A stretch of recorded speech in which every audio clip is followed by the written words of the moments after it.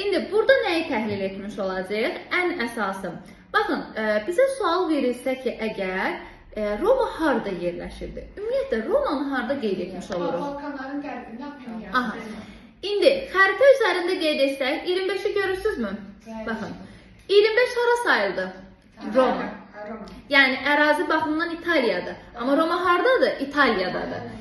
İndi Roma ilə bağlı nə öyrənmişik xarici siyasətdə? Nə qeyd etmişik?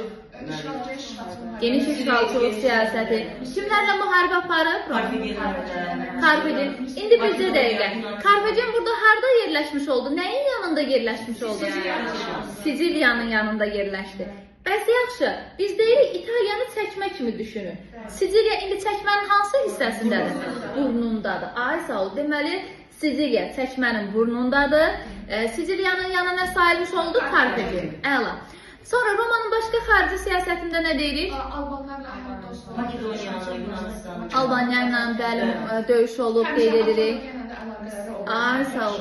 Atropatena ilə də döyüşü qeyd edəcəyik, doğrudur. İndi bu əraziləri bir daha qeyd etsək əsas olaraq.